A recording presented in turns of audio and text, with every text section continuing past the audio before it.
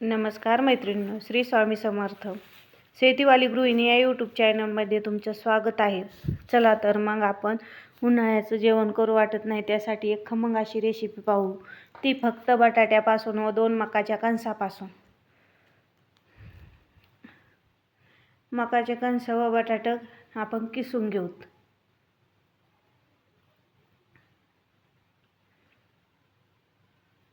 मकाचे कणस मी स्वच्छ करून घेतलेले व ते किसून घेते.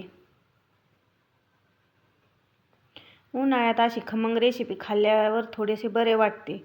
यात आपण गार पदार्थ टाकणार आहे त्यामुळे ती रेसिपी जास्त खमंग होत आहे. मकाचे कणस व्यवस्थित किसून घ्यायचे. व्हिडिओ दाखवल्याप्रमाणे मकाचे कणस किसून घ्यायचे. त्यातली ते बुडाचे येऊ द्यायचं नाही, कचकच लागतं. दुसरंही याचप्रमाणे मी कणीस किसून घेते. आपल्याकडे असलेले सर्व कणस किसून घ्यायचे. कणस किसून घेतले की एका पातेल्यात गॅसवर पाणी गरम करण्यासाठी ठेवायचं.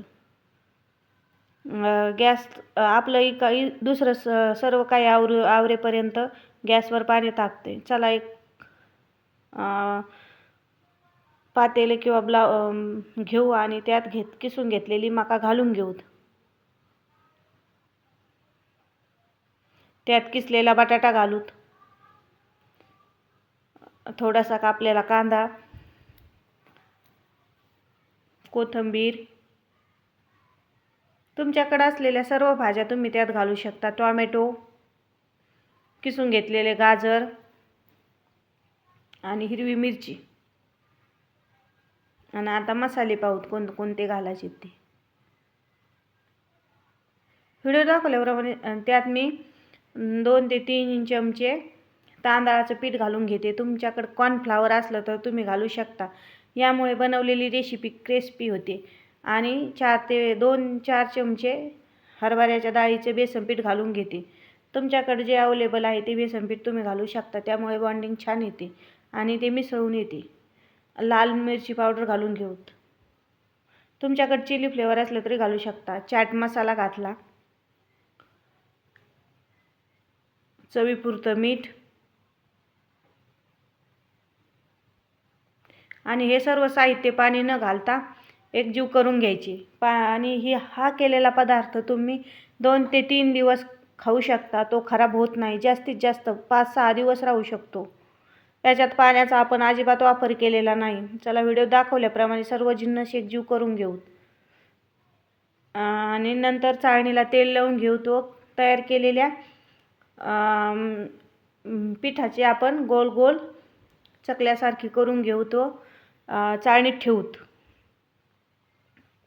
व्हिडिओ दाखवल्याप्रमाणे ठेवून घ्यायचे. तोपर्यंत आपल्या पाण्याला चांगली खळखळून उकळी आलेली आहे. आणि उकळत्या पाण्यावर ते ठेवू तयार ठेवलेली चाळणी ठेवून घ्यायची. चाळणी व्यवस्थित ठेवायची व त्याच्यावर एक झाकण ठेवून द्यायचं. त्यातून हवा गेली नाही पाहिजे. 10 ते 15 मिनिटानंतर ते किती छान उकडून निघतंय. व्हिडिओ दाखवल्याप्रमाणे 10 ते 5 मिनिटात उकडून निघलेले उतरून घ्यायचं व नंतर गॅस पेटवून घ्यायचा व कढाई ठेवायची. कढाईत तेल गरम करण्यासाठी ठेवायचं. तेल गरम होऊ द्यायचं. तेल गरम होईपर्यंत आपण ते बनवलेले कटले गार होतात आणि गार झालेले कटले एक एक करून तेलात सोडून घ्यायचे. खमंग आणि खरपूस लाल रंग येईपर्यंत तळून घ्यायचे. टाकताना थोडे सावकाश टाकायचे. अंगावर तेल उडण्याची शक्यता असते. हळूवारपणे तेलात सोडायचे. तेल भरपूर गरम आहे. 1 मिनिट चांगले तळून घेतले की आपण त्याला पलटी करू.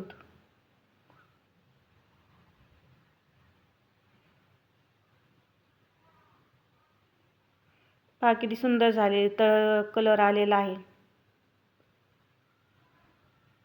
तुम्ही नक्की यंदा उन्हाळ्यात ही रेसिपी ट्राय करून पहा. सुरेख असा सोनेरी रंग आलेला आहे. आपण तयार केलेले मक्याचे कटले काढून घेऊत.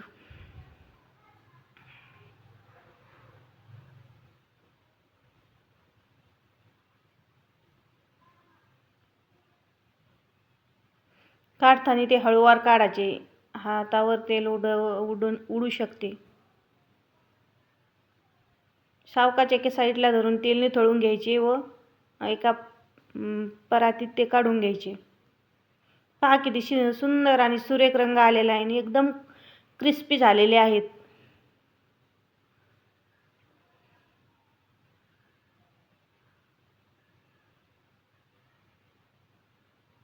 चला, याप्रमाणे मी सर्व तळून घेतले व तुम्हाला दाखवते.